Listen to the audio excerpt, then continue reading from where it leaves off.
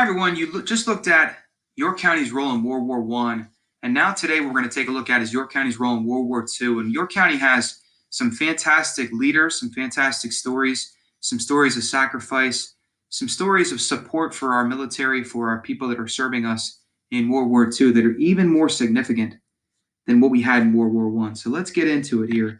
Once again, our objective is to determine the role that York County played to serve and sacrifice for our nation in World Wars One and Two. Now, we'll start out like this, just like we did in the first discussion.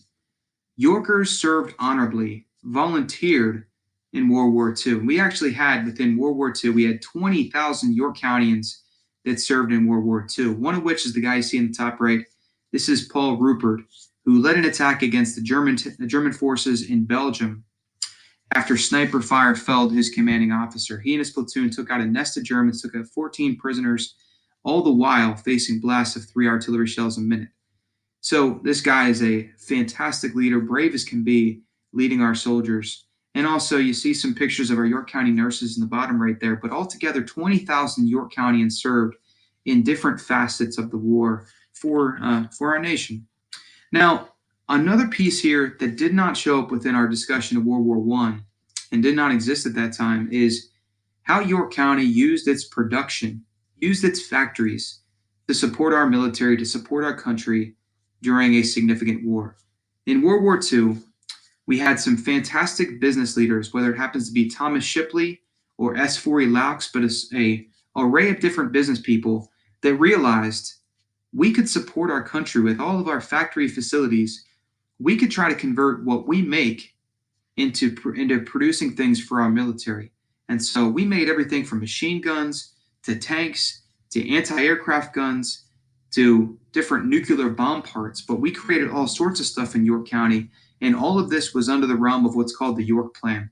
And I know it's a simple name, and all it really was is people like Shipley and S. Forey Laux getting together to say, hey, Washington, D.C., here's what we can do for you.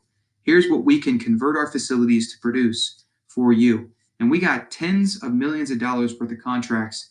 And York County was able to really have a lot of jobs and a lot of support for our working men and women in our county because we had all sorts of production happening, especially during the beginning parts of World War II. So I'll start off first with the York Ice Machinery Corporation. They're the ones that earned the first $2 million contract. And William Shipley of Shipley Energy, as you hear about it today, got that first $2 million contract. This company made gunpowder, tank guns, machine guns, trench mortars, torpedoes. They also, since they were a refrigeration company and air conditioning company, they also air conditioned different bases for soldiers and provided refrigerators for their food on those bases. But a ton of things that the York Ice Machinery Corporation under William Shipley had done. The York Safe and Lock Company, they produced anti-aircraft guns like the one you see in the top right of your picture there. We also had a company known as the York Hoover Auto Body Company that designed the first Jeep and produced the first Jeep. What's kind of sad about it, they made 70 Jeeps, but they had so much business in other areas, such as making like milk trucks and different transport trucks, that they realized they don't even have time to make the Jeeps anymore. So they sold the design to Ford, who started to make it under the name of the Willys Company. And so we actually produced the first Jeeps here. And so we wanted to create a vehicle that was an all-terrain vehicle that was going to support our military movements. And so York County actually made our first Jeeps that America ever had for our soldiers here. And then another thing I mentioned a second of was that York County was involved in the production of nuclear bombs and different nuclear parts. We don't necessarily know all that we had done because it was so secretive, but we do know that York was involved in the Manhattan Project, which eventually led to our nuclear bombings of Hiroshima and Nagasaki that eventually ended a Japanese involvement in World War II. It got them to surrender to the United States.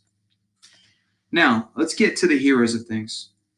One of the greatest heroes of World War II for York County is Alexander Goode. This guy, at the age of 31, was a rabbi at Temple Beth Israel in York. Just one year into his time as a rabbi came the attack on Pearl Harbor. He decided he wanted to serve. Now, he wasn't going to be a soldier because he was a religious leader. Instead, he was going to be a chaplain that's going to bless different soldiers when they're going into service, when they're going into a fight. He was assigned to a ship called the SS Dorchester on February 3rd of 1943 That ship was on the coast of Greenland, and they knew that German submarines were around. It happened to get struck by a German torpedo that day, and the ship began to sink. All the four chaplains, as you see them in the picture on the right, all four chaplains decided they're actually going to forego their seat on a life raft. They're going to give their seat to another sailor upon that ship. And all the four chaplains gave up their seats. Alexander Good and the other four chaplains also took off their gloves, gave their life vests up to different sailors on the ship, and they saved multiple different sailors by simply sacrificing themselves. And they went down on the ship, and it was a beautiful moment of sacrifice and of service of these different four religious leaders, because as they locked arms, they prayed with one another and had complete faith about, I guess, where they were going after their passing.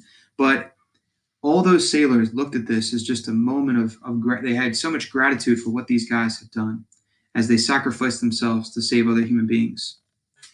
Now, to a gentleman that survived the war, we actually had one of the top generals, one of the top commanders in the entire country was a York Countyan. His name is Jacob Lox Devers. You don't hear about this guy. He gets overshadowed by people like Dwight Eisenhower and George Patton, who were known as the biggest commanders within the war.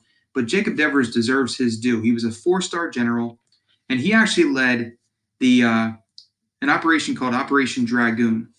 He commanded the Mediterranean theater, and so in the southern part of France, he actually led an invasion that loosened up some of the German defenses that eventually led to the D-Day invasion.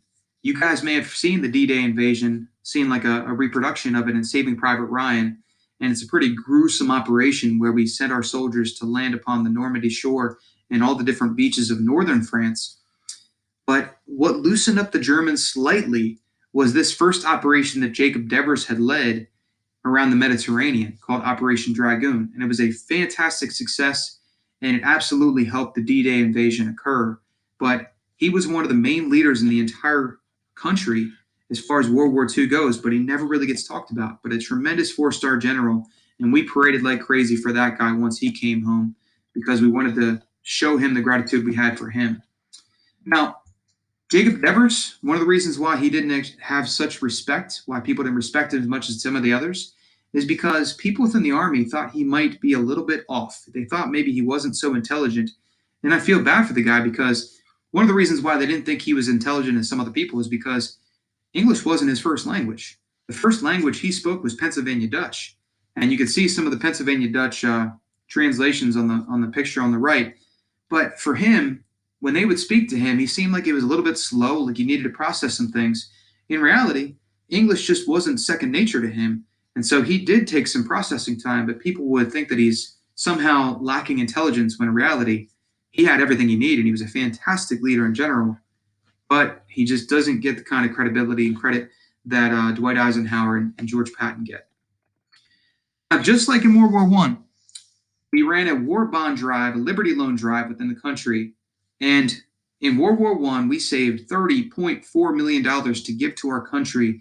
We bought that much in Liberty bonds. In World War II, we far surpassed that. We actually bought $128.6 million in Liberty bonds. This amounts to $714 per household. If you translate that with inflation today, if you look at that money today, it's like $9,400 per household.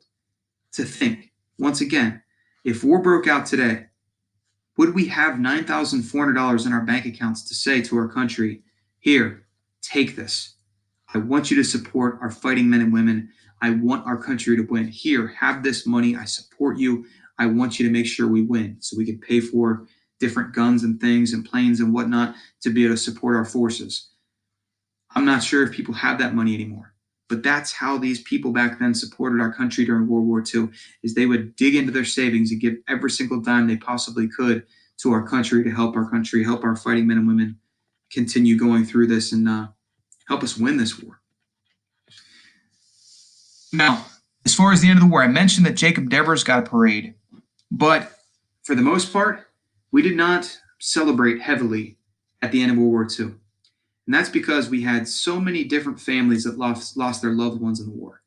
There were 571 Yorkers that died in World War II. We celebrated Jacob Devers, but we didn't have any kind of huge parade throughout York.